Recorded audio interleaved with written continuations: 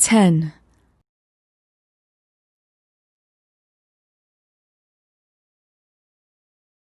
10, 9, 8, 7, 6, 5, 4, 3, 2, 1.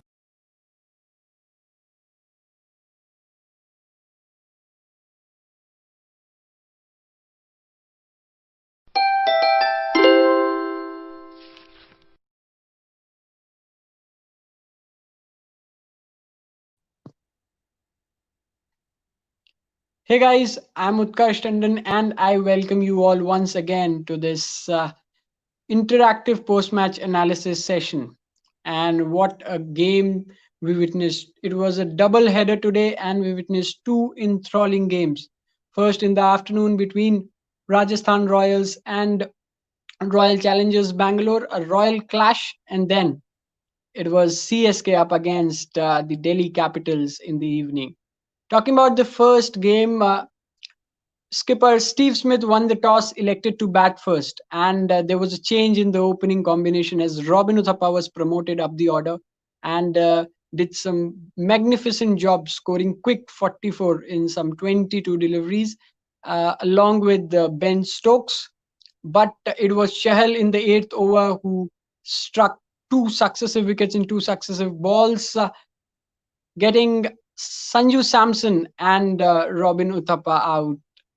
After that, they were pulled down to 80 for 3 at 10 overs. And then Steve Smith, the skipper, got in the groove, scoring 57 runs. He was back in form after scoring this swift half century. Josh Butler also made a good contribution. And then RR reached a respectable total of 177 for 6. Then RCB had a good start in the power play, scoring 47 for the loss of just one wicket. In the middle overs, then the game changed for RCB as well. Kohli was going good, so was Devdutt Padikkal. But at the last ball of the 13th over and on the first ball of the 14th over, both the batsmen were dismissed, leaving RCB with two new batters at the score of 0. But from there on, it was the 360-degree man. It was the 360-degree show of AB de Villiers who took off the chase and won it for RCB, scoring 55 of just 22 deliveries, and he was unbeaten. There was a tactical error on the part of Steve Smith, the Rajasthan Royals skipper, as he didn't give 19th over to his ace bowler, Jofra Archer. Rather, he went for Jaydev Unadkat, who leaked 25 runs. Then coming on to the evening game, which was rather more riveting between Delhi Capitals and Chennai Super Kings. Chennai Super Kings won the toss, or rather MS Dhoni won the toss and elected to bat first. Uh, they were going good. They were going good in the power play. They were not well balanced as far as their run rate was concerned. They were 39 for 1, but in the middle overs, that which has been a problem for CSK since the recent past. This time around, they scored 73 runs, losing just 2 wickets. Shane Watson and Faf du Plessis both were on song, while Faf du Plessis made a swift half century. Then it was Raidu and Jadeja at the end who scored the quick fire runs, reaching 179 for 4. So CSK ultimately set the target of 180 runs in front of Delhi Capitals. Raidu scored 45 of just 25 deliveries, while Jadeja scored 33 of just 13 deliveries. For Delhi Capitals, it was a brilliant show put up by, or rather stellar show put up by Shikhar Dhawan. Although he was fortunate enough that he got 4 chances, as the catches were dropped by Deepak Chahar, MS Dhoni himself, Ambati Raidu, and Shane Watson. But he scored 101, unbeaten 101 of just 58 deliveries, and took the responsibility as Prithvi Shaw got out very early just on the first ball. And after that, they lost Ajinkya Rahane also in quick succession. So after that, it was skipper Shreyas Iyer and Shikhar Dhawan who stabilized Delhi. After that, but there was a twist in the 19th over when Sam Curran came into bowl. and just gave 4 runs. So the equation at the end was quite stiff. But in the absence of DJ Bravo, as he got injured, it was all turned around for Chennai Super Kings, and Akshar Patel smacked 3 sixes of last over of Ravindra Jadeja, taking his team, or rather, to cross the finishing line. So that was the story for today. Both the games were quite interesting. Second one being more engrossing, as we witnessed an even contest. Uh, Dhawan also made his maiden IPL 100, and that too in a situation when his team required the most, as they got early breakthroughs in the likes of Prithvi Shaw and Ajinkya Rahane, but after that it was the Shikhar Dhawan show who pulled it off for Delhi Capitals. So now Paji will be joining us in a few moments. Till that, I'll request Shirish sir if he's there. Yo Mahesh is saying very happy for Dhawan finally after 13 years of definitely a well deserved. And today he was seeing the ball as a football, means perfect placement, perfect timing, an impeccable innings to say. 4 chances were dropped, but ultimately fortune favors the brave. So Shirish sir, if he's there, I'll join him. Till the time I have Kanhaiya Lal. Hey Kanhaiya, how are you? I'm doing wonderful. How are you, Utkarsh? I'm fine too. I'm fine too. So how was the match? Especially the Two second. phenomenal. Yeah, two wonderful games, and it was the phenomenal ABD shot today in the first game. And then last game, I think MSD play might have just gone with the wrong option, bowling the left hand. Ravindra Jadeja against two left-handers, knowing that it would be too easy for the left-handers to score against the left-hand orthodox. With that again, that makes more easier to play with the turn for them. He should have gone with a spinner who could take the ball away from them. So I believe they could have gone to Kedar Jadhav, a part-time off spinner, or they could have asked Shane Watson to roll over his arm over here. But see, this Kedar was Jadhav hasn't bowled, neither bowled in the last season nor he's bowled thus far in this season. So going to Kedar at that point was more risky, I would say. But no, I have with us but Paji. Paji, but you have to go. You have to go with that, knowing that with Jadeja bowling, it makes more easier for both the left-handers to play the shot because the ball with the angle he's going to bowl, it's going to be easier for them. It's not a so I'm sorry. I'm sorry to interrupt. Now I'll have Paji and then we'll reconnect you. okay. Fine. Sat Sri Akal, Paji. How are you? Yes, very well, thank you. Paji, what a double header today. Means two enthralling games, second one being more riveting and engrossing, but both the games were equally competitive. Yeah, they were really good games of cricket. Either team could have won, and Chennai Super Kings, they surprising that they got left arm spinner to bowl. It's always a risk against the left-hander. He's gonna put you out of the park. It's a very risky strategy.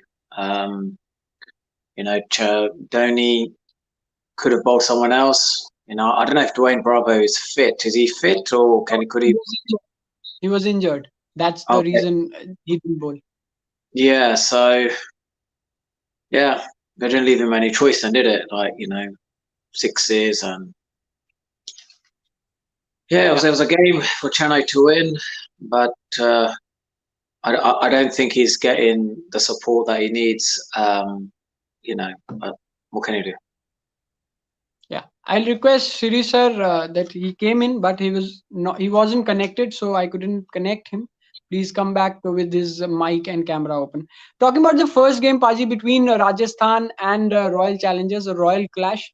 Smith won the toss, but again, Stokes opened the innings with Robbie Uthappa. Robbie Uthappa opening the innings, do you think is the best position where Robbie can bat?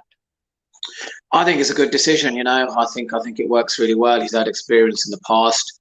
It's it's good. It's good to see. I think that if you're in a good, if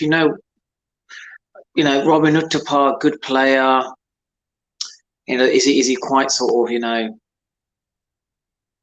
assertive enough? Is he quite assertive to say this to the captain, to the management? Guys, I want to open the batting. This is where I'll be. I think I'll do a good job. I think he waits until someone suggests to him. And he's an experienced campaigner now. He should stand up and say what he feels. Sometimes, I think that's the reason why DK, Owen Morgan's captain, because he's a little bit softer, has a softer approach, and certain teams don't want that. They want a bit more assertive, people, from the front. And Robin performed also. He scored quick 44 and laid a good foundation actually. So opening the innings is actually the best according to you, and that's what I also feel. Paji, but the opening partner Ben Stokes, this is a real question I wanted to ask you, that whether Ben Stokes should bat in the middle to bolster the middle order where RR is lacking, and Josh Butler should open with Robbie Uthappa.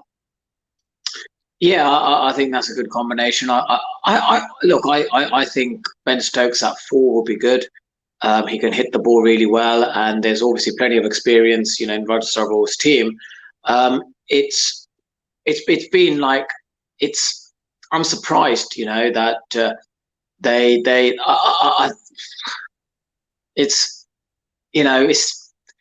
I just can't see Rajasthan Royals get into the playoffs anymore now, because they just their bowling isn't strong enough.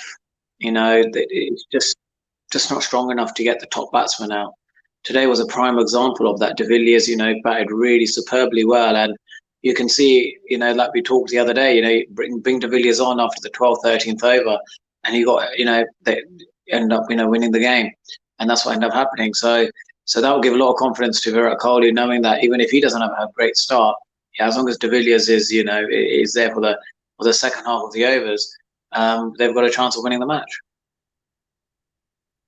And exactly what they did today, they sent in De Villiers at number 4. The point which we were debating yesterday or day before yesterday, that why not De Villiers at number 4 and Sundar and Dubey bat higher the order than De Villiers. So that is your call, that Butler and Robbie should open, while Stokes should bat at number 5 and bolster the middle order where RR is still lacking. Yeah, that's what I feel, and you may even want to get Ben Stokes at 6. You don't have to have him so high, but you need a couple of the.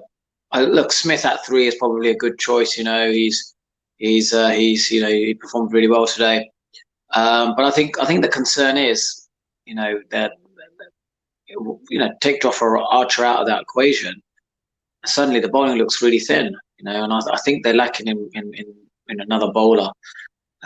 So maybe I should go and play for Rajasthan Royals.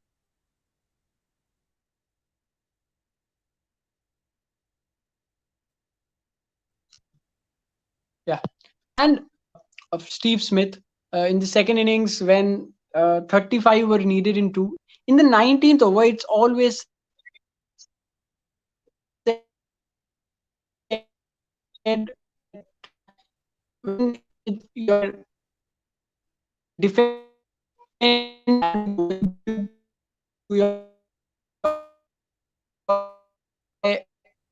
but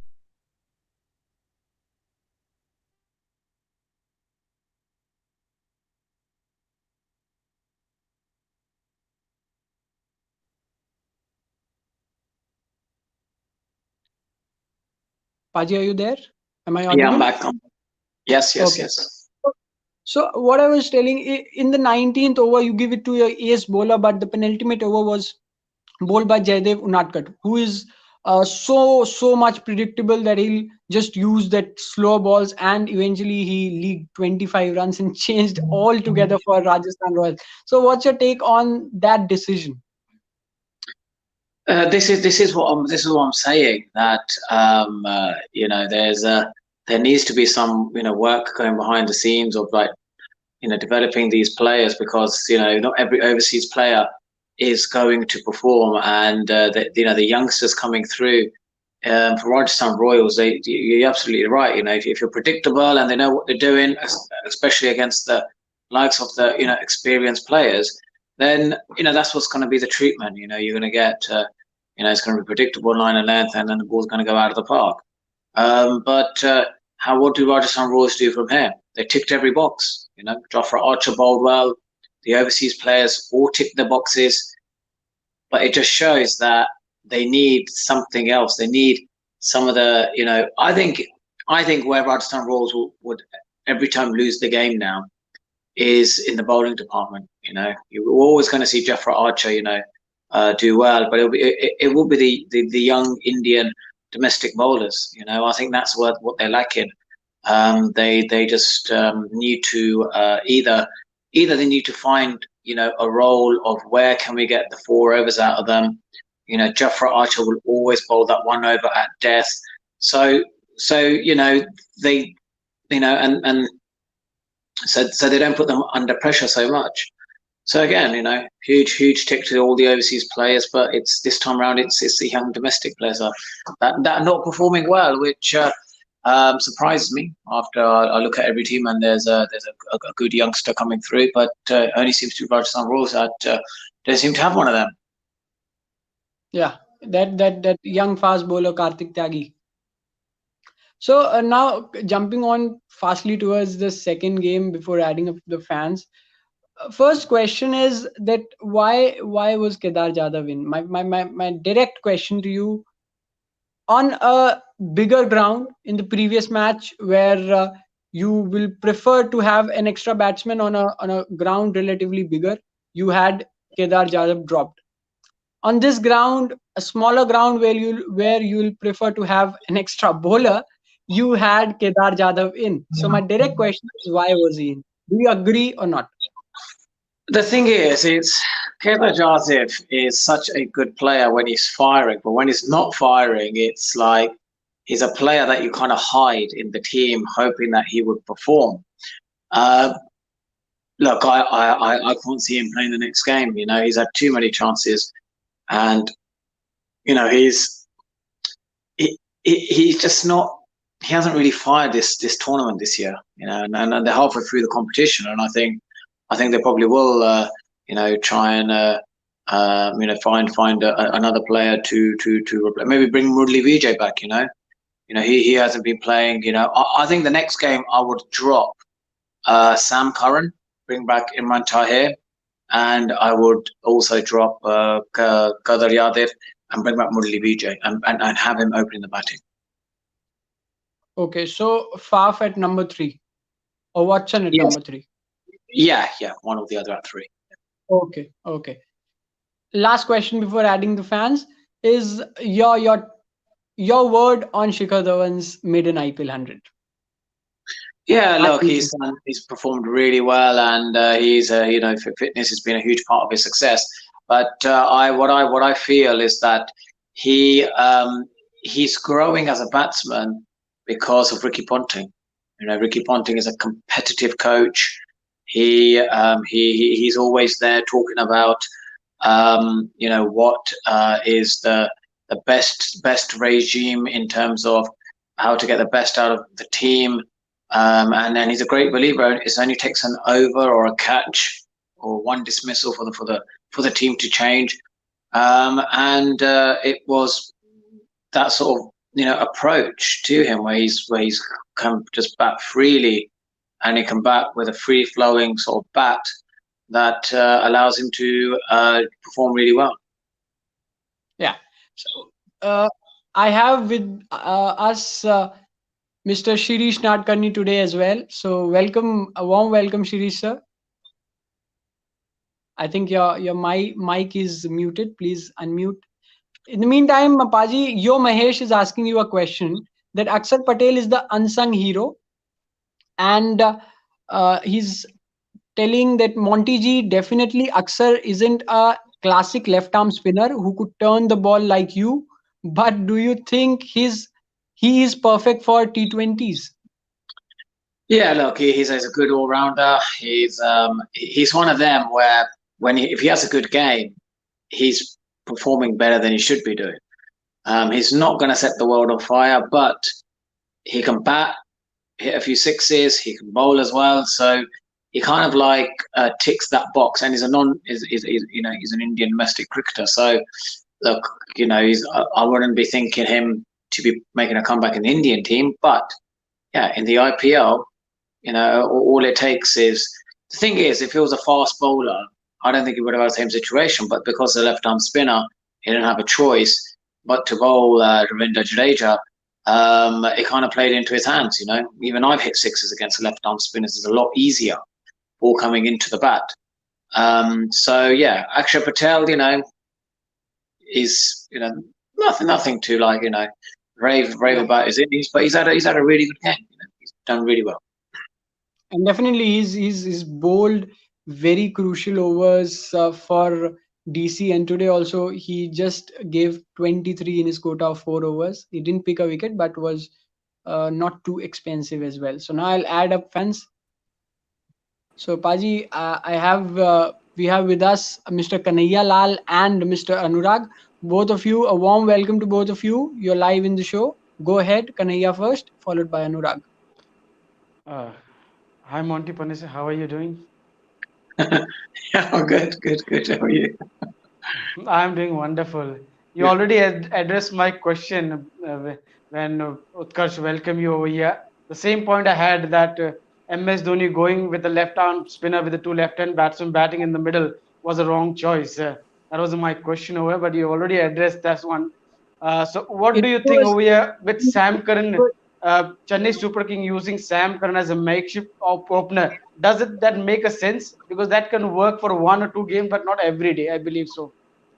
Yeah, they needed a bit of momentum. It's going. Look, I would drop Sam Curran the next game and bring back Imran Tahir and have Murli Vijay opening the batting. I think that seems like a much better balanced approach.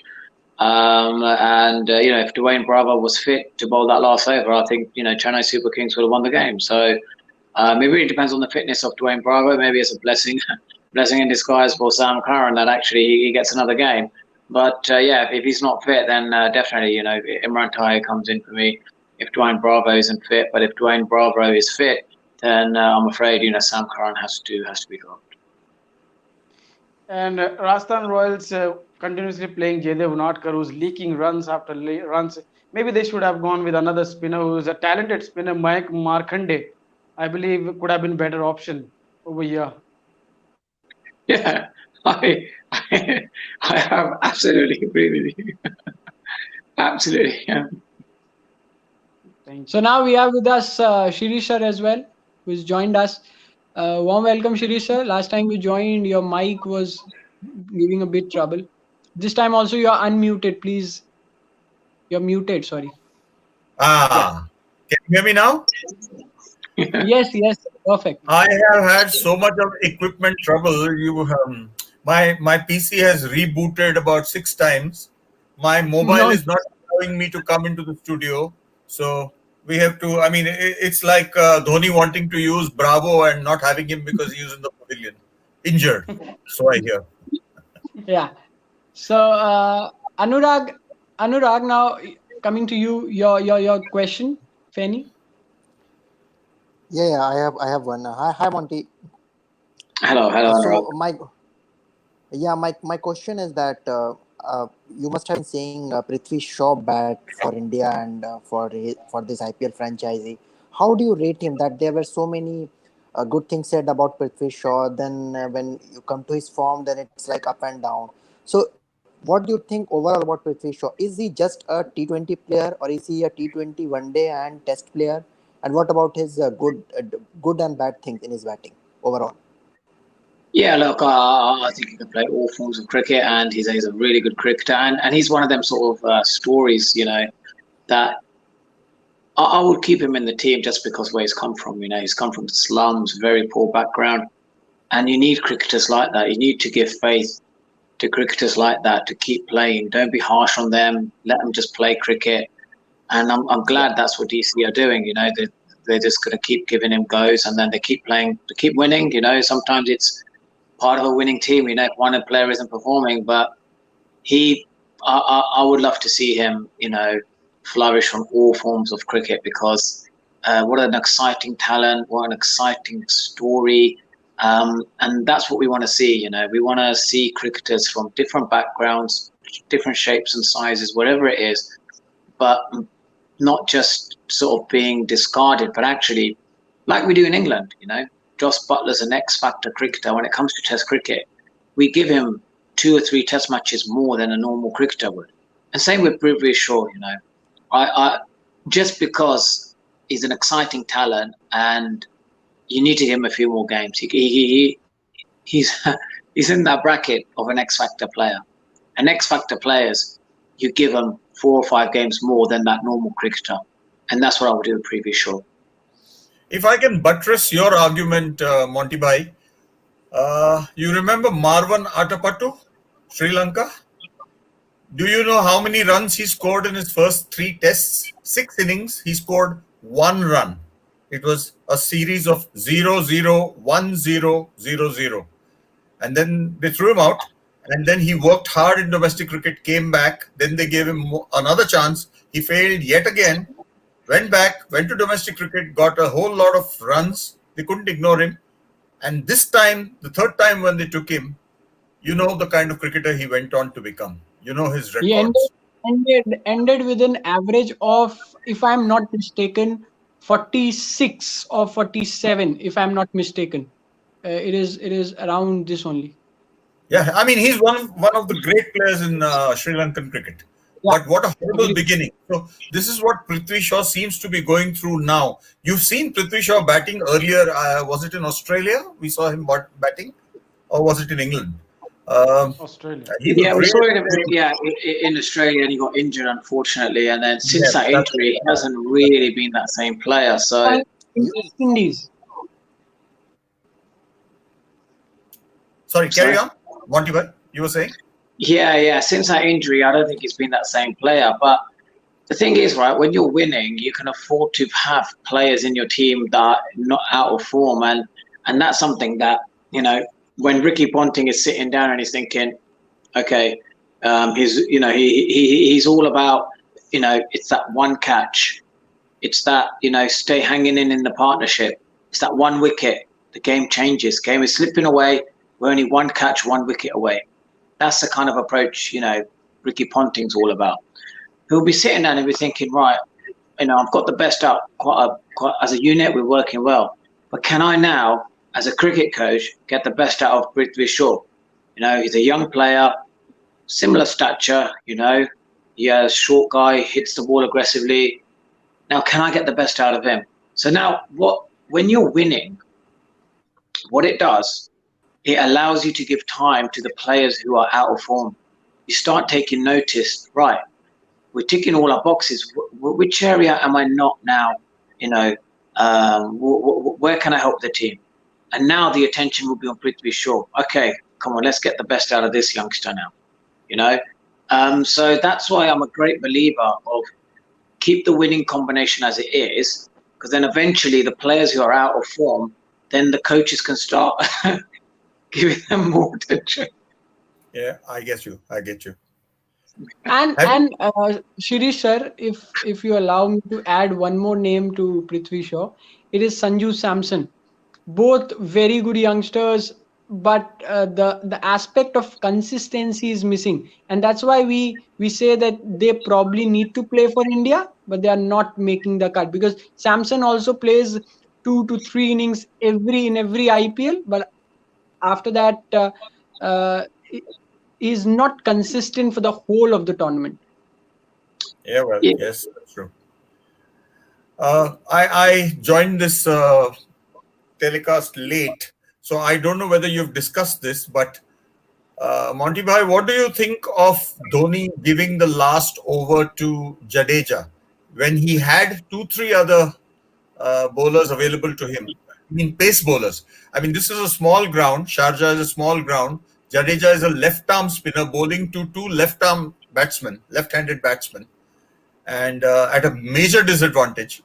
and yet Dhoni went on. Okay, he didn't have Bravo, whom he would definitely have gone to, but he could have gone to any of the others. What do Yeah, you look, say? he could have done. I thought it was a big mistake in bowling Ravinder Jadeja, and it's you're beginning to question and think he had other options, and you know, is Dhoni past his best now as a captain strategically? Yes, You know, it's like Joseph Mourinho. You know, he had a great time, but now, you know, captaincy, people are changing with time.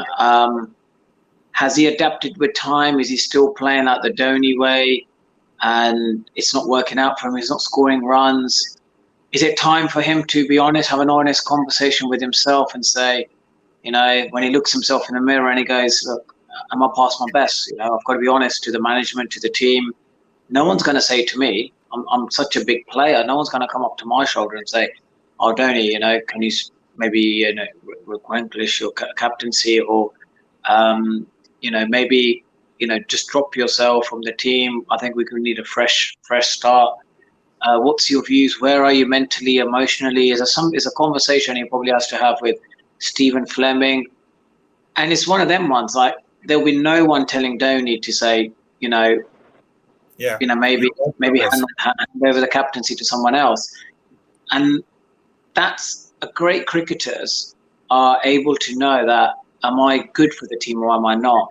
And you want to be in a position where the team shouldn't be saying, oh, when are you retiring? It's like, you know, you shouldn't retire. You know, you're still in great form. And I get the feeling with Dhoni, he's really like just struggling. He's fighting within himself, and you can see he gets angry and he's tactically not, you know, when things don't go to plan, he doesn't like it, he's not scoring the runs. And I'm thinking, is this the last sort of season of IPL with Dhoni? I remember a hark back to 2016 or was in 2017 when Ian Chappell said that all captains have a certain amount of shelf life. And he felt that Dhoni was past his shelf life as a test captain. And he suggested that somebody else take over the reins. I think he suggested Virat Kohli take over the reins, and that's what happened.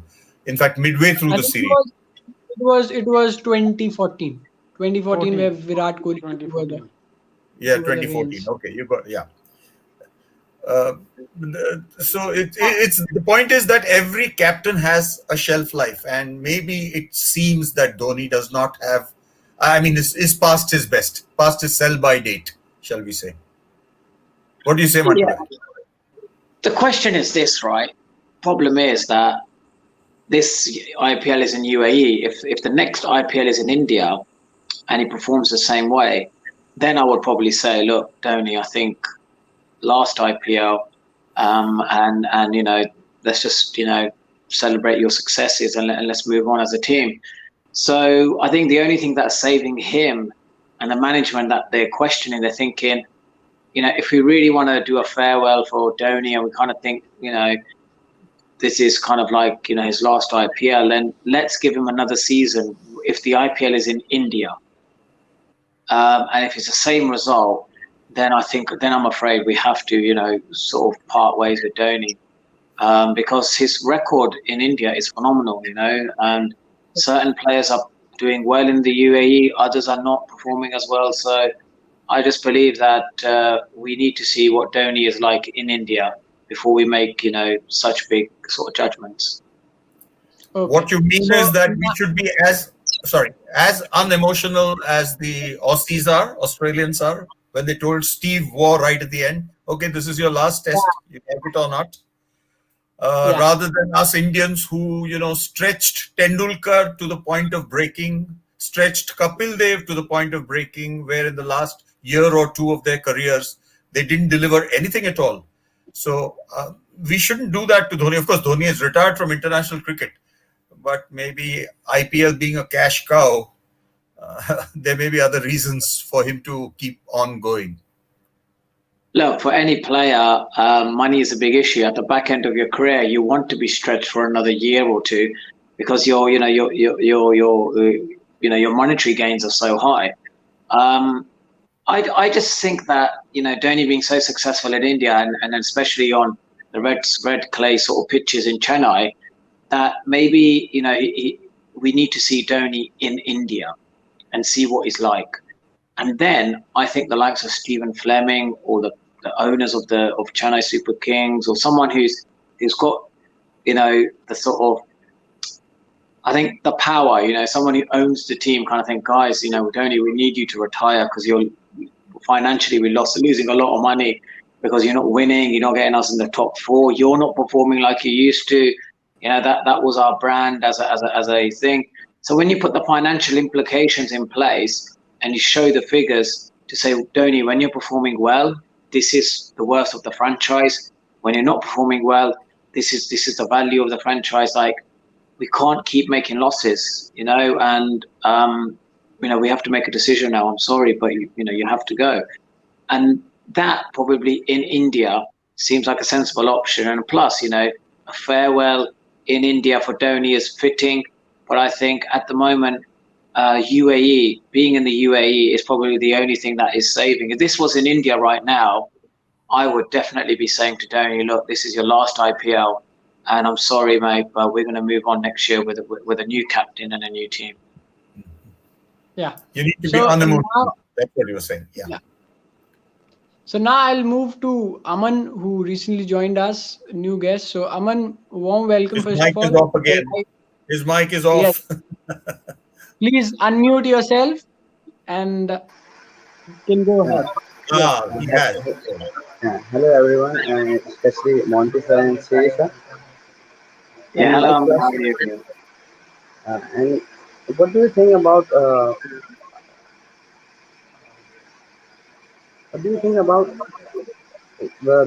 batting lineup of? Yes, go ahead. Carry on. Delhi Capital. Okay, I forgot the name of the team. Delhi Capitals. What about Prithvi Shaw?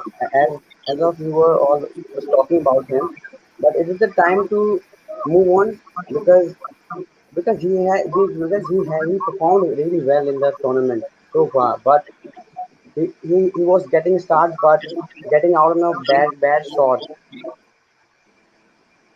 What's your take on it? Okay. So Paji, he's asking about Prithvi Shaw, whether we should move on or stick to Prithvi Shaw, as he got starts but could not convert.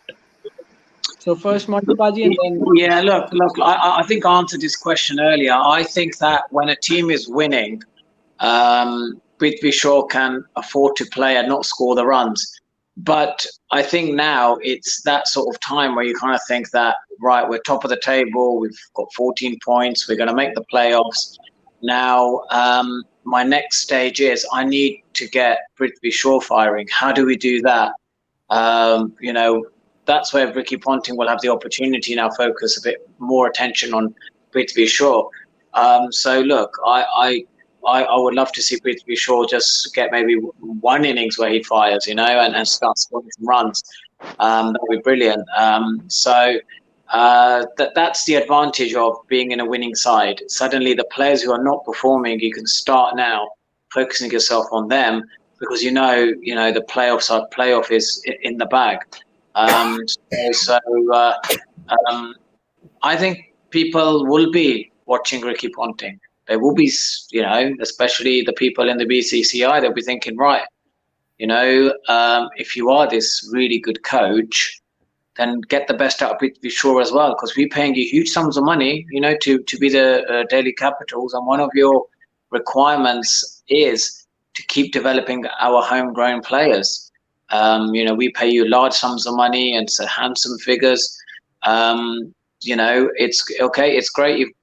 You've developing a young captain in Shreyas Iyer, but it's time for Prithvi Shaw as well. We want to see you make him into a good player. It will just add a bit more credentials, to Ricky Ponting that, he's, he can really get the best out of a team and individuals who are not performing well at the moment. Okay. Now, Shirisha, your take, will you drop Prithvi Shaw right in the middle of the tournament after not dropping him for this long period?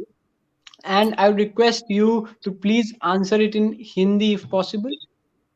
because Hindi English mix the session will go on.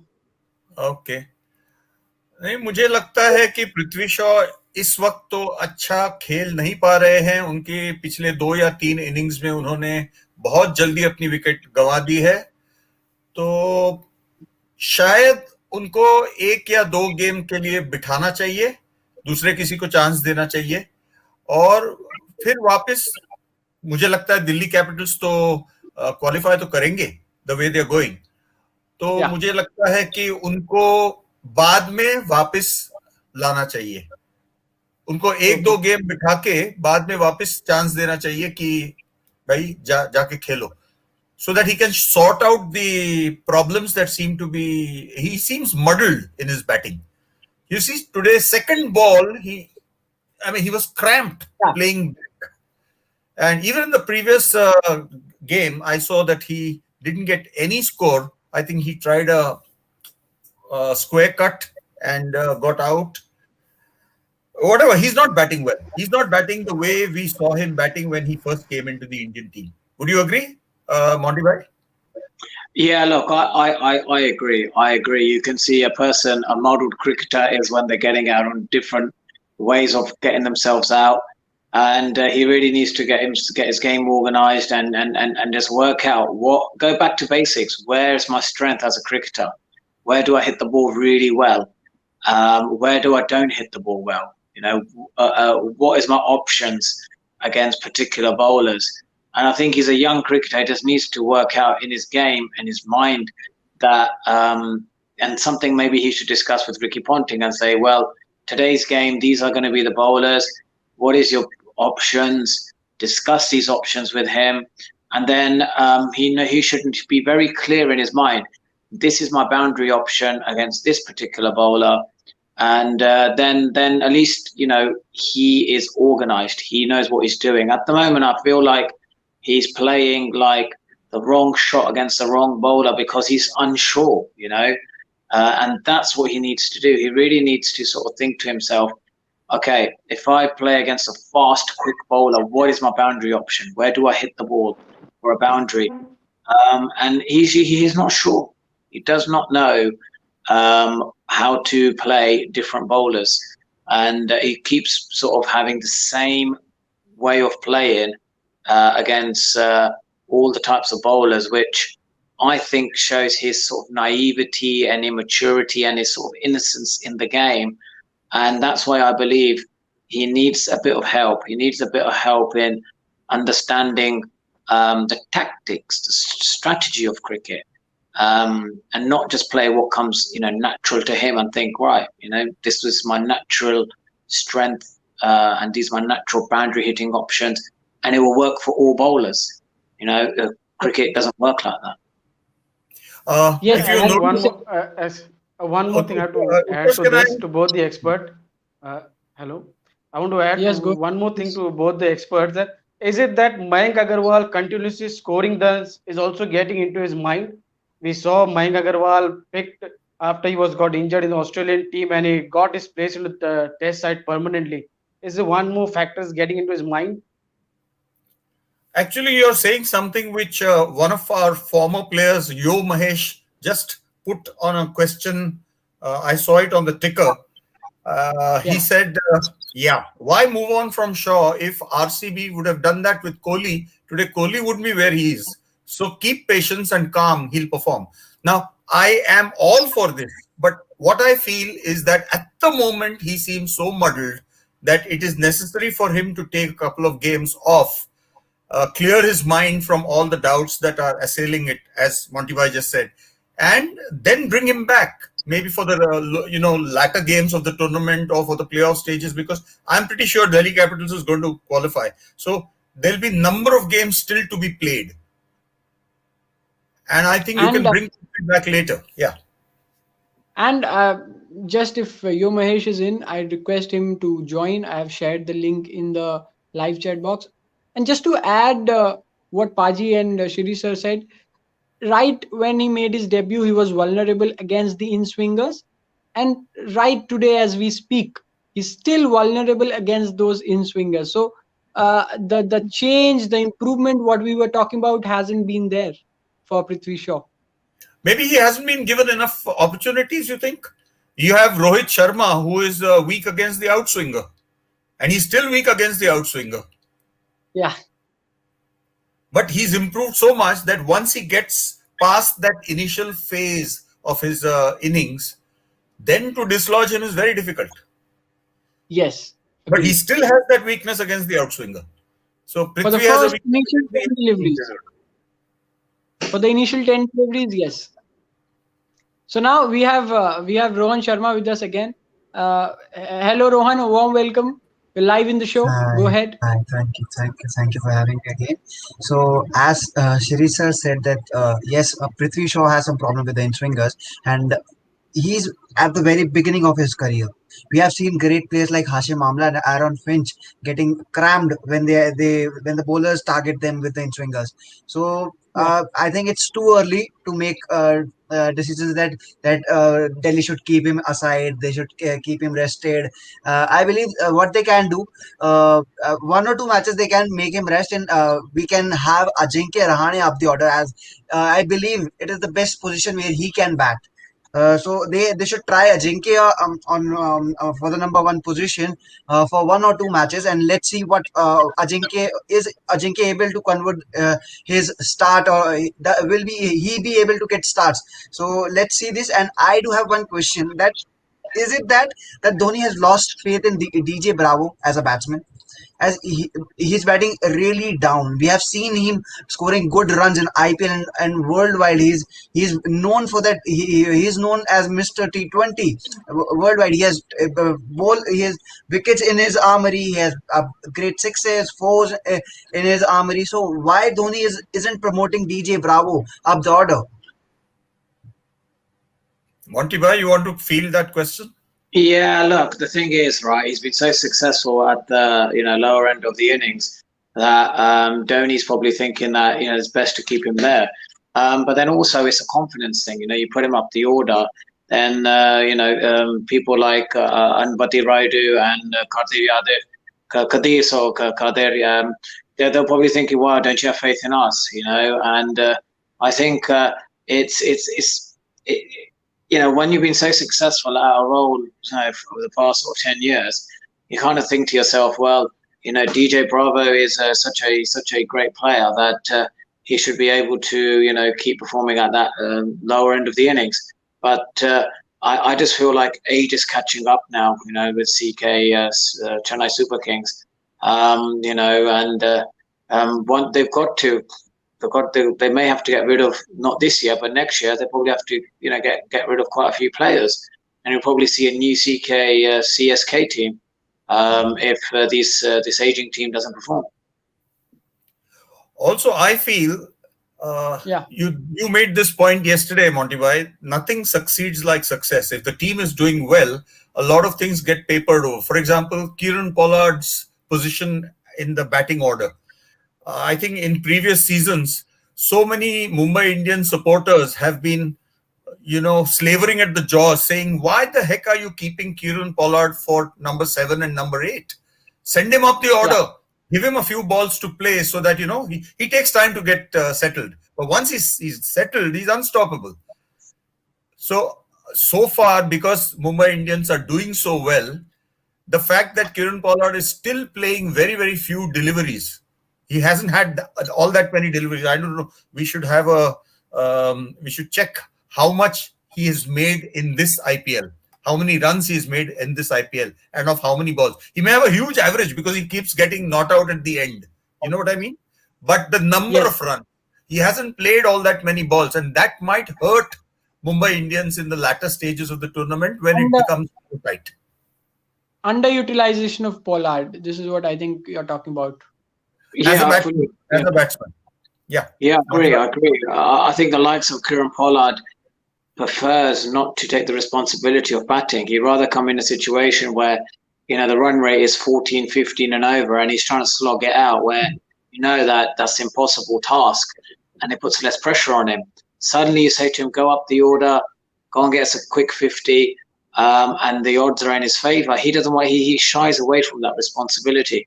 And that's always been the case. He tries to sort of hide his batting because he knows that he's not as a good enough T20 batsman as everyone makes him out to be, and he doesn't want to be exposed for that. So rather keep himself at the lower end and manage the team, be good in the field, bowl a couple of overs, but he doesn't want to take the main role like AB de Villiers or Virat Kohli, where they take the, they just keep performing well. I see. Okay. So now again moving to Kanhaiya, you had a point to make. Now you can go ahead. My point over here is that Rajasthan Royals has not got properly with the auction over here. Not a proper bowling lineup they have, except you leave leg spinner Shreyas Gopal and Jofra Archer. With two young bowlers they picked this time, Akash and Tyagi. Jaydev Unadkar completely, you can say, is a pickable bowler for the batsman, and he's been continuously being picked by the Rajasthan Royals. And still now the batting order they have not been able to stabilize. Finally, good thing happened. They've got Uttapa at the top of the order of a good utilization of a good player. So, what's your question? My question is over here. No. My question over here is that what should have they done over here with the bowling? They have not got any support bowler with Jofra Archer. They have not got a proper support bowler with Jofra Archer in this tournament.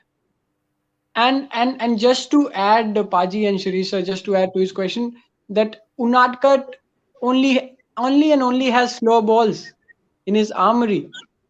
To actually, he only has slow balls at his helm, and if one picks it up, then you know what AB did today. I don't know what are their actual fast bowling resources. Monty Bhai might know that better. What is this is what we discussed earlier, and we kind of felt like, Jofra Archer actually is bowling well. All the overseas players were ticking the boxes, but their bowling is just not strong enough. I think Rajasthan Royals has been exposed, by all the overseas players performing. It's actually highlighted that we are not a strong enough team.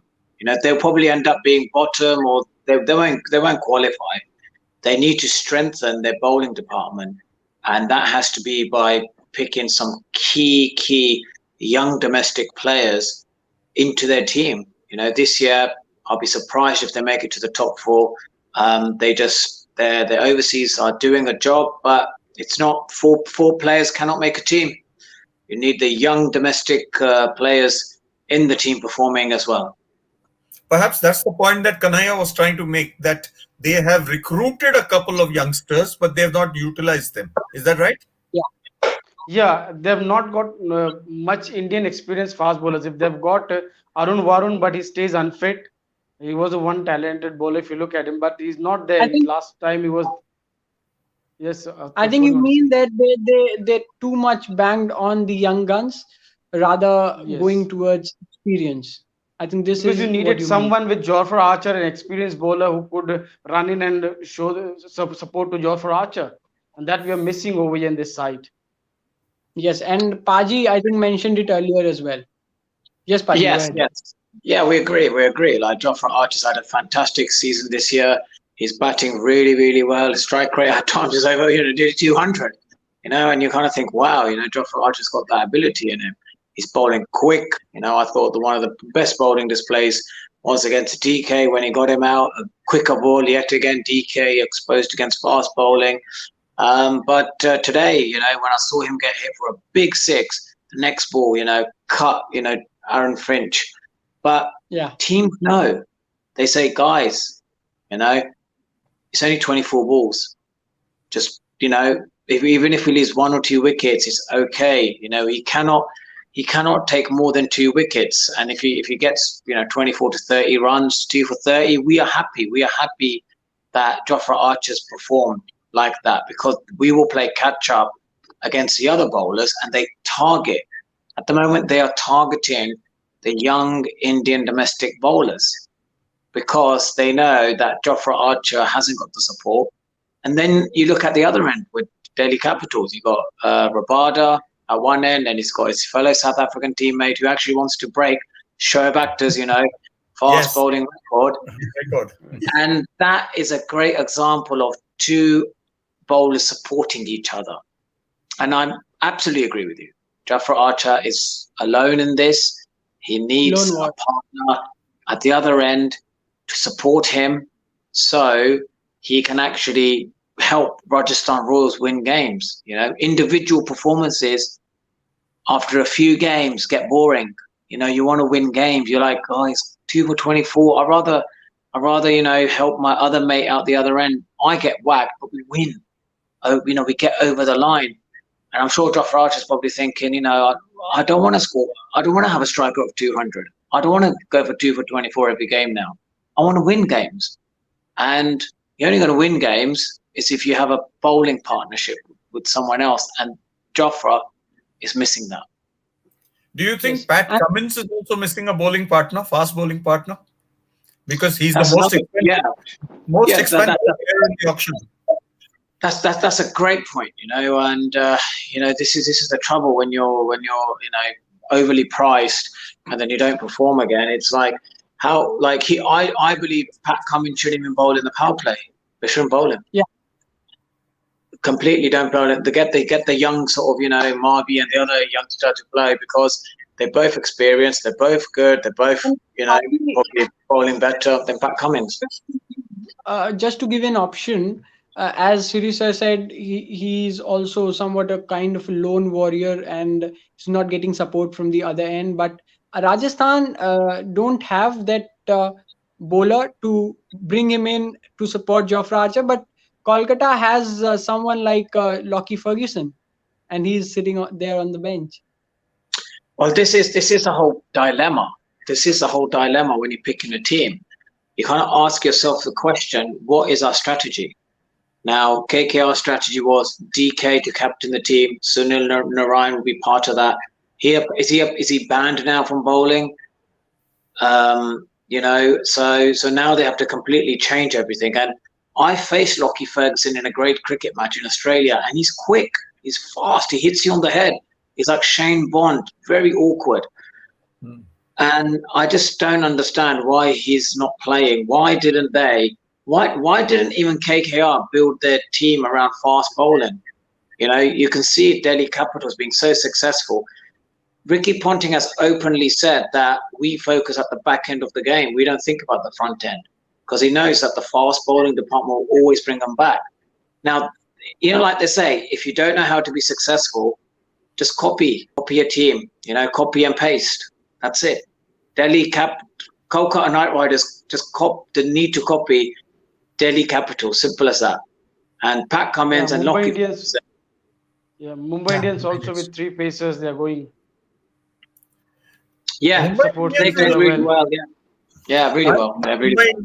Mumbai Indians is a team which is a brilliant blend of experience and youth. There are some youthful players there. There are some experienced players there. But that's and plethora the other 7 franchises, I feel. Yes, and plethora of choices also, Shiri sir. Yeah, No other team has. I think they've been very wise in picking, the bowlers that they've picked, the batsmen that they've picked, the wicketkeeper that they've picked. Mumbai Indians is a very complete team. That's what seemed. I was surprised that they lost the first match to CSK, but then they have a history of always losing the first match and then going on to do. And they've done their homework neatly over here. They've done their homework neatly over there. They have got fine replacement for everyone if anyone gets injured. That's wonderfully homework done by them.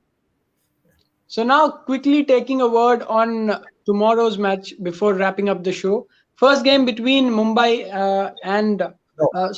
SRH Hyderabad and Kolkata Knight Riders. Both teams coming from a losing position, means both the teams lost their previous matches and they'll come now to compete and will be desperate for the 2 points. So, Paji, to start with, what do you think? Who do you bank for tomorrow, Kolkata or Hyderabad? Well, they both got captains, both got overseas captains, and I think that's going to be the highlight. We've seen in the past Out of the 12 IPLs, 9 of them have been from Indian captains who've won the trophy. So these are 2 overseas captains who are going to probably think in a similar way, approach the game, in a way that they, rely heavily on maybe fast bowling. And the way, look, Owen Morgan, I don't particularly see that Owen Morgan, we see the best of Owen Morgan in IPLs like we do when we play for England T20. And I think Johnny Bairstow has adapted far better to the IPL than Owen Morgan has. So from that perspective, I do believe that Hyderabad Sunrisers should win this game comfortably. And just to add on, last one, do you see Kuldeep Yadav playing tomorrow? Do you see any chance of Kuldeep Yadav playing? No, it's thinking. You have to be part. I do not see Kuldeep Yadav playing. He's not part of the Brendan McCullum style of cricket, And the other thing I'm really surprised is there's this, like you talk about muddled thinking. KKR are so muddled at the moment that they're playing Chris Green, which I frankly think shouldn't even be in the IPL. Then they've got Lockie Ferguson, who Brendan McCullum knows really well, and I'm sure he's probably watching other teams and he's thinking, well, the fast bowlers are doing well. Jofra Archer's doing well. Rabada's doing well. Fast bowlers, people are, generally getting beaten for pace. Why is Lockie Ferguson not playing the first game? And then Pat Cummins, they're both from the Southern Hemisphere. They can help each other, And this is what I'm beginning to question. Is actually Brendan McCullum the right coach for KKR? He's got everything there on a plate, but he just doesn't know how to put the pieces together.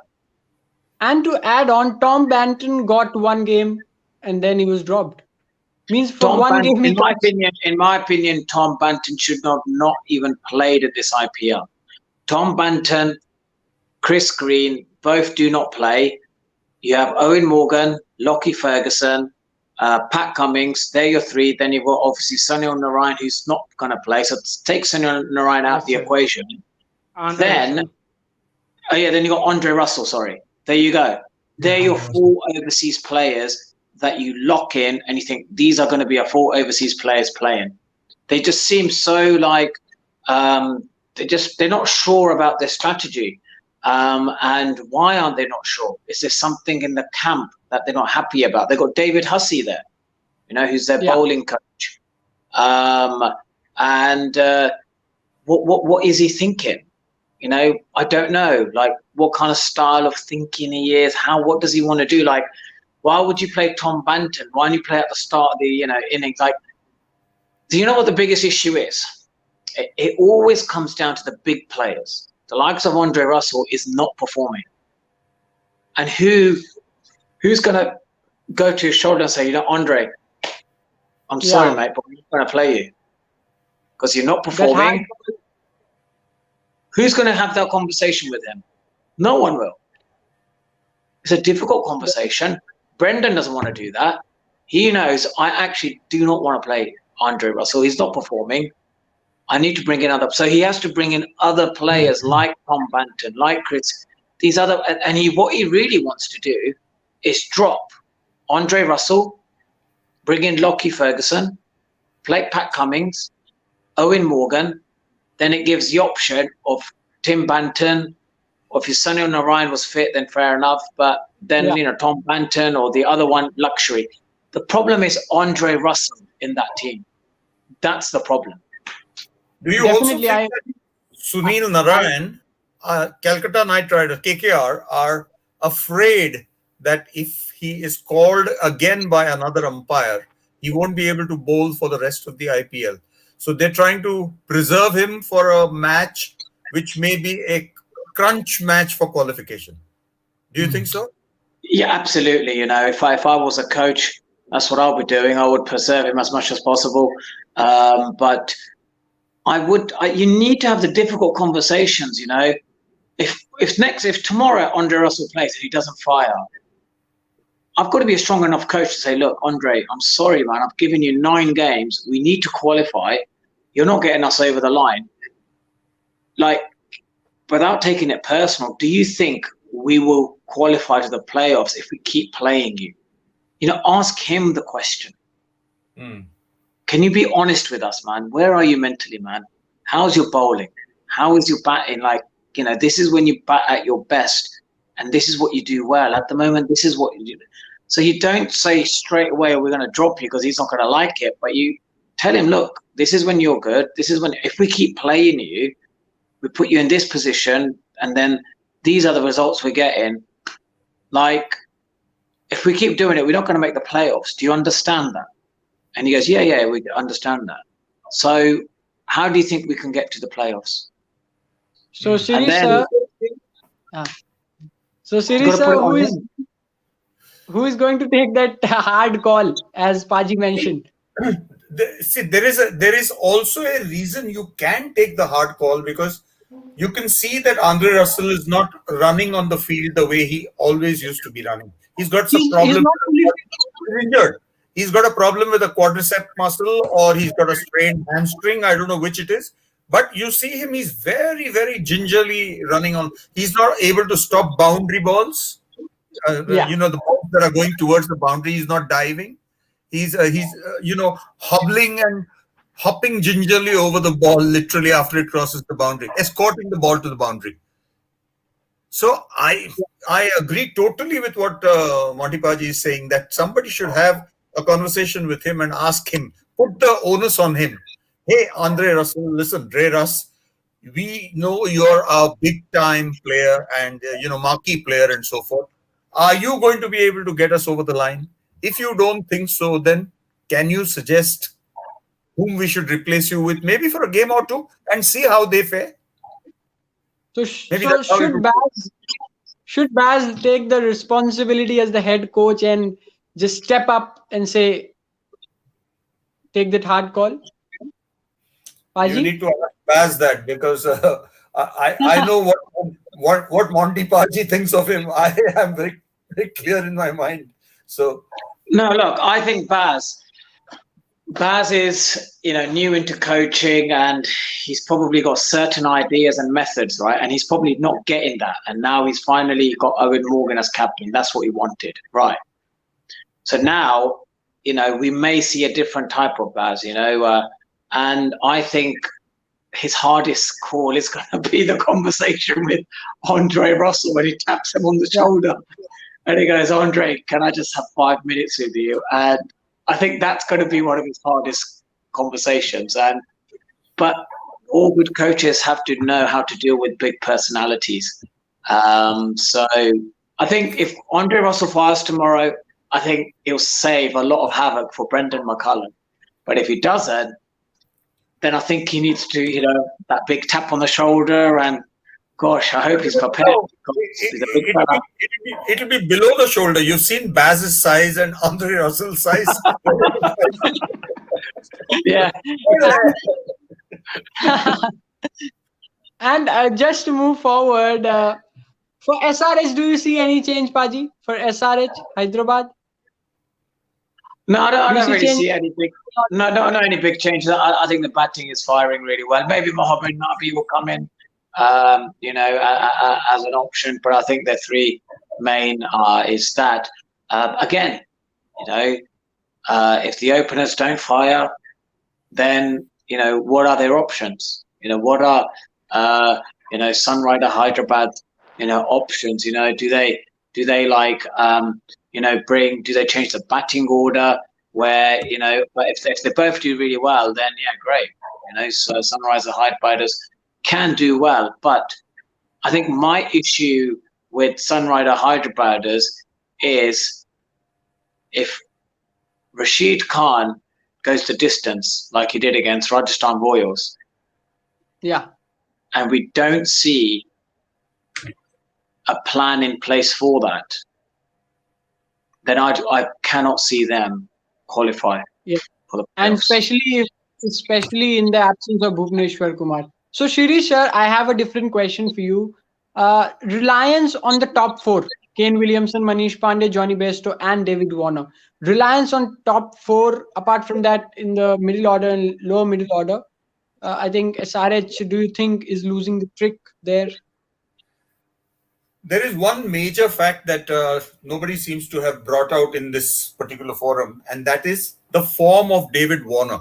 He is nowhere near the form that he was in previous editions, where he was very near the purple cap, no, whatever, orange cap at all times. This time, he's struggling for runs. How many 50s has he got in this tournament so far? In 8 games, I think he's got 150. 3, I think, 2 or 3. Has he? Has he got 3? I've seen him getting out at in the 30s, which he never used to do before. And Conversion therefore, was very good. that kind of form is hurting Sunrisers Hyderabad more because they rely, as you said, on the top 4 to give them their runs. That's why this question rises up. That's why this question rises up, because when Warner blasts, then their middle order isn't exposed. But when Warner doesn't fire, then their reliance on top 4 increases and their middle order gets exposed. See, Warner has not been firing, and I mean, Kane Williamson has played 2 very good knocks, but otherwise he hasn't had too much of an opportunity. And whenever the middle order has been exposed, it's been just very badly exposed, opened up totally. So I think their batting is going to be a big problem in the way of their qualification. What do you say, Monty Bhai? Yeah, look, I thoroughly agree with you. Look, I think they, once if David Warner isn't firing, then they do sort of struggle. They struggle, and they really need to think that is there too much onus on Rashid Khan, Johnny Bairstow? Why can't we try and put more responsibility on the other players in the team? It's to be successful, we need other players firing up as well.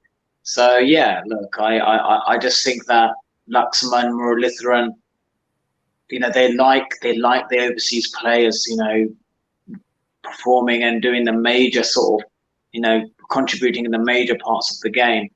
But if they don't, then I just don't know why they don't develop other plans to win a game of cricket.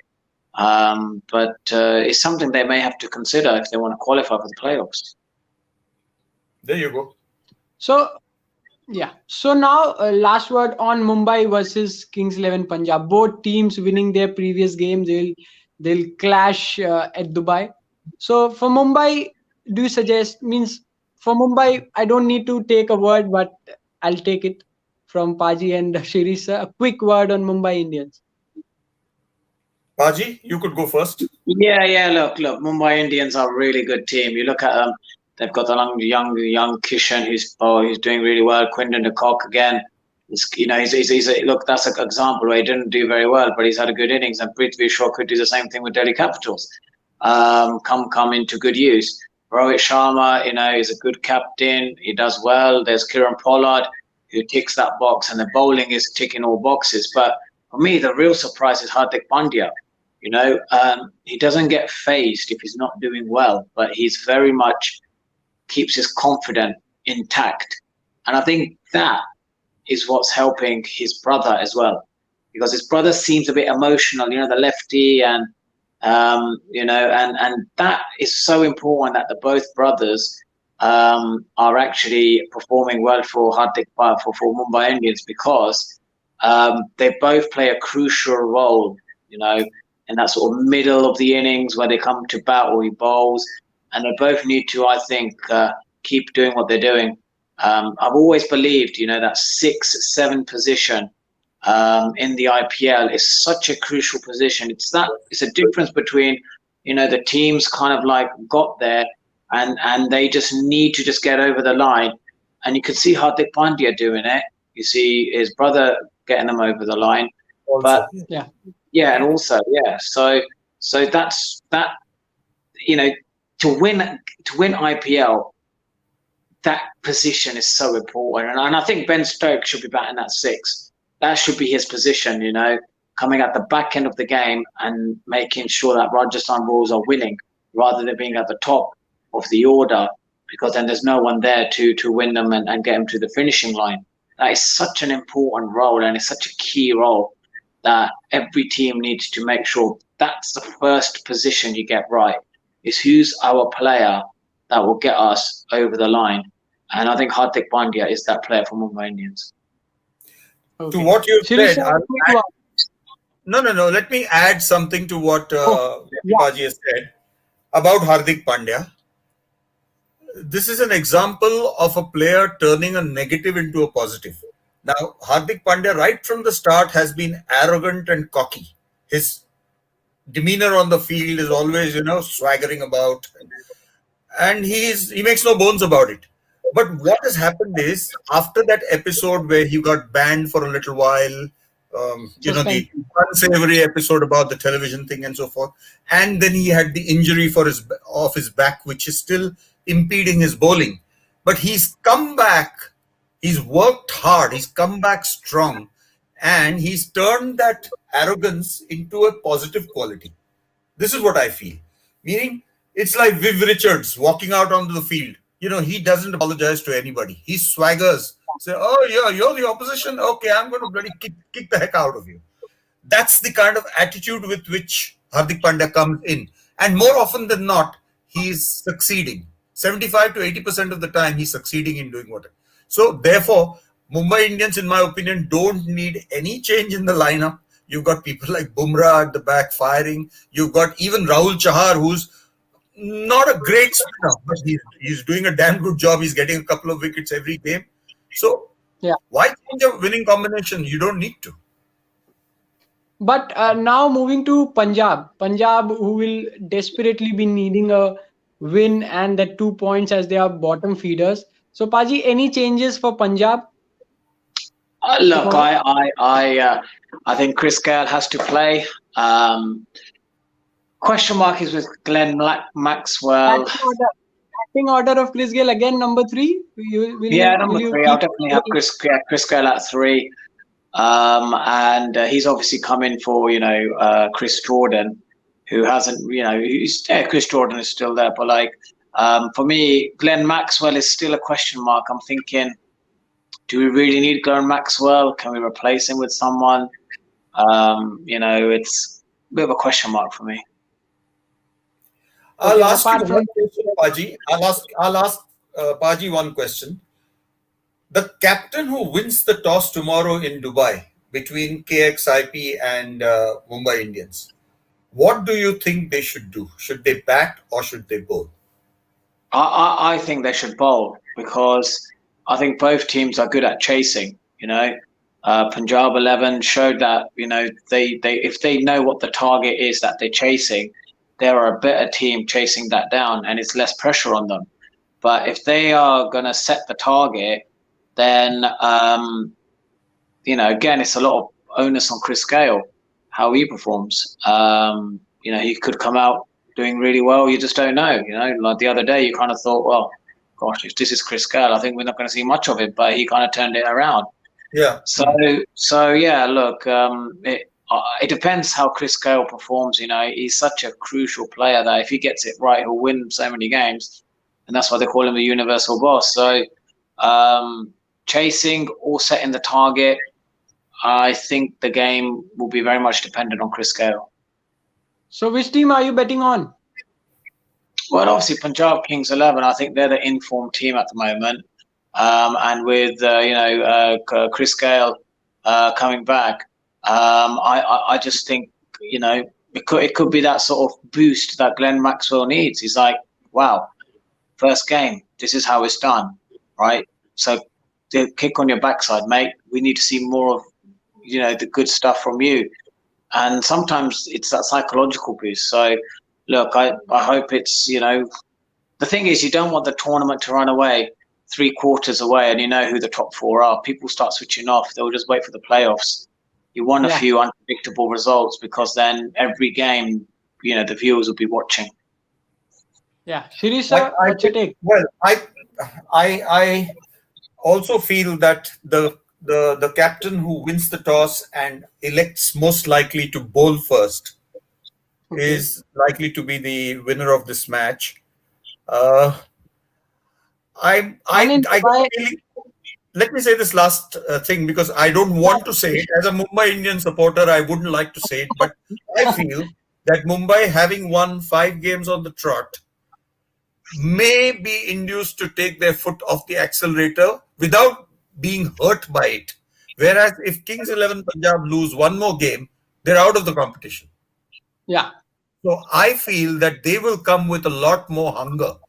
Kings 11 Punjab will come with a lot more hunger than Mumbai Indians. Mumbai Indians will turn around and say, "ठीक है यार, if we lose one more game, हमने और एक game हार रही है तो क्या फर्क पड़ता है? We've already got 40 points on the board. Yeah, and qualification is only 4 points away. That is how they would. I don't know. I hope that's not what happens because, as I said, I'm a Mumbai Indian supporter. But that could happen, and that's why I backed Monty Paji's prediction that Kings 11 Punjab may win tomorrow. predicting KXIP with a heavy heart, a Mumbai Indian supporter. I was interrupting just to tell some stats. Statistically, it is the spinners who dominate Dubai and the pacers who dominate Abu Dhabi. That is the reason Mumbai has won 5 of their games at Abu Dhabi, and maybe none one at Sharjah and none at Dubai, I feel, or But rather one at Dubai. They played only one at Dubai. Yes, I think. Dubai is the place where they lost to CSK, isn't that right? No. It was Abu Dhabi. First game at Abu Dhabi. First game was at Abu Dhabi, is it? Because the game that they lost in the super over, one doesn't really count that.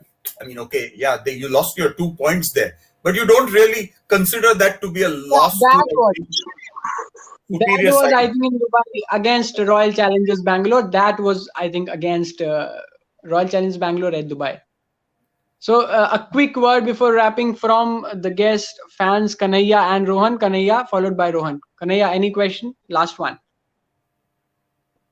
I would say it was wonderful talking to you all. My question is over here that Ben Stokes underutilization, why they are sending him up the order, I'm not able to understand. It's already been said by Monty Paji and Shirish sir that he should play the finisher's role over here.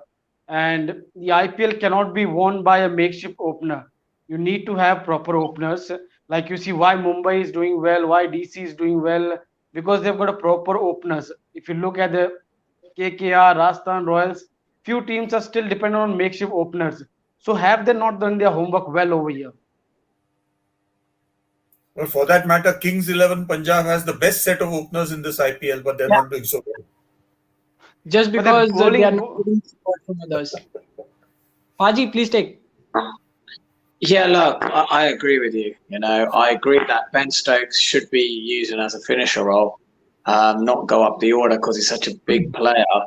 Now they've got the batting order spot on. Robin Atapattu, Joss Butler, Steve Smith. That top 3 works really well.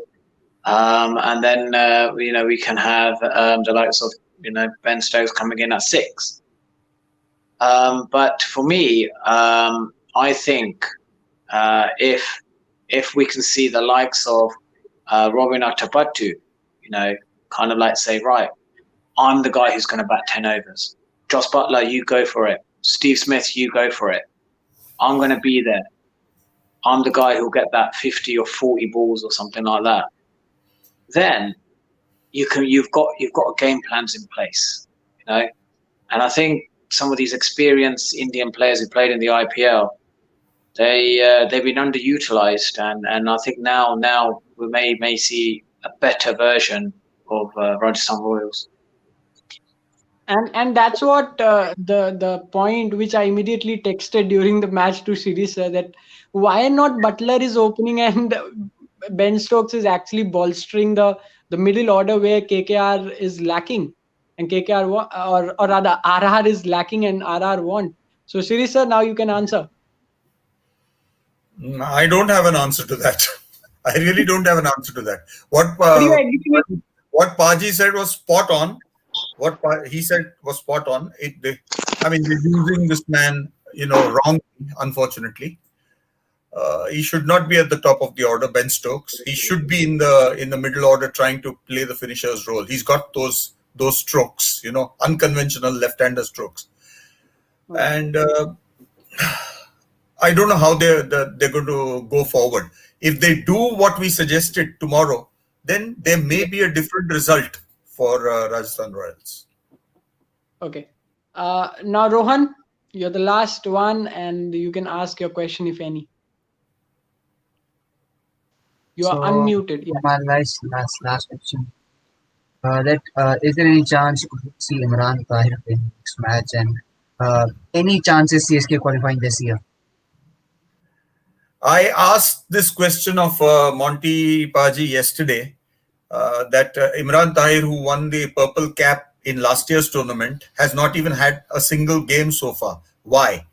And he turned around and said, look, you have 4 foreigners allowed per side in every game. And which person would you drop to accommodate Imran Tahir? And, he was absolutely right that Dhoni's got this problem in front of him. Whom do you drop? Watson, Faf du Plessis, and who are there other two Sam English? Curran. DJ Bravo, Sam Curran. Dwayne Bravo and Sam Curran, all of whom are performing. Watson has started performing of late. He started poorly.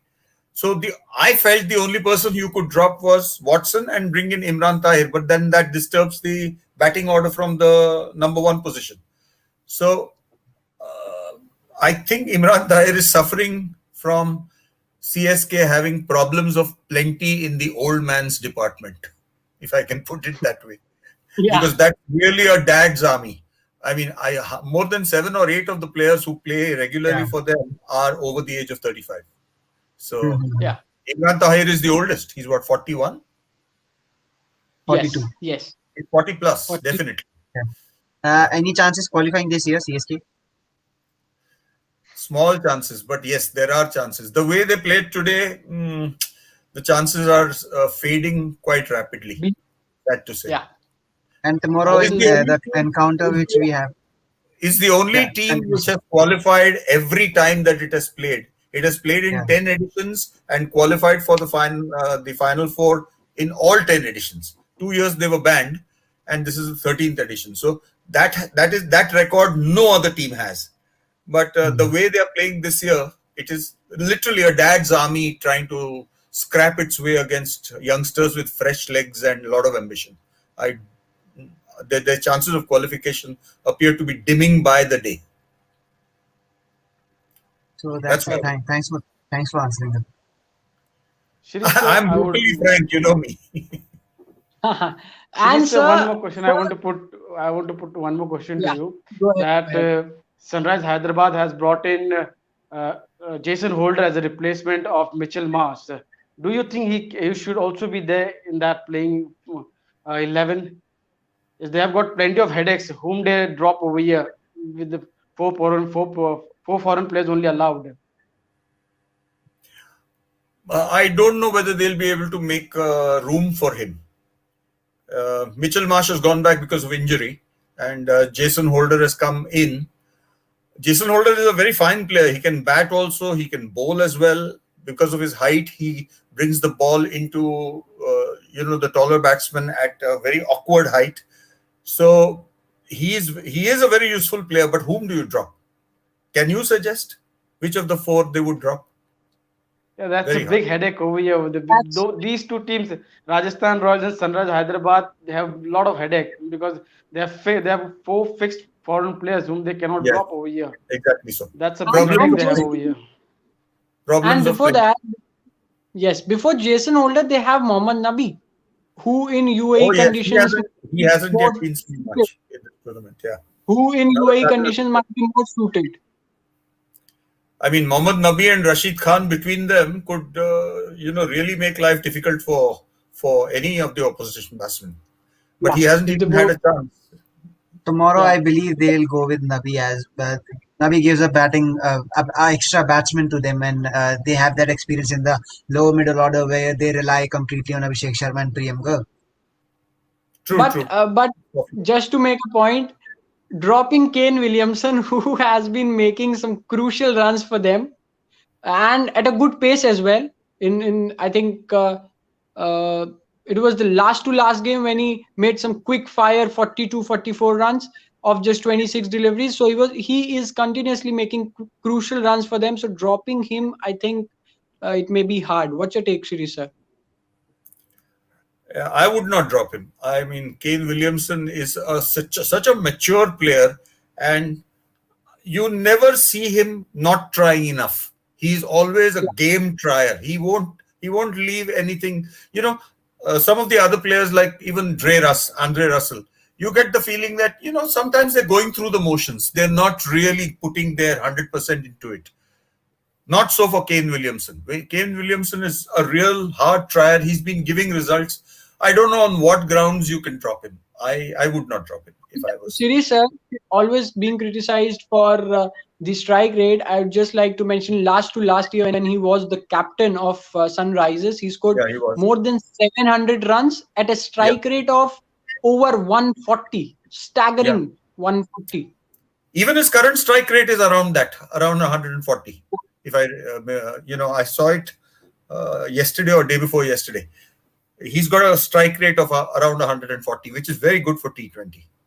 I mean, it's not 190 like your Hardik Pandyas or your Kieran Pollards, but 140 strike rate is very, very good. Especially for a player batting at number 3, binding the openers with the middle order, then it's really crucial for you to play an anchor role as well. He normally likes to drop anchor and let the other people bat around him, and he can try and take the game deep into the 18, 19, 20th over when he also can add to the runs.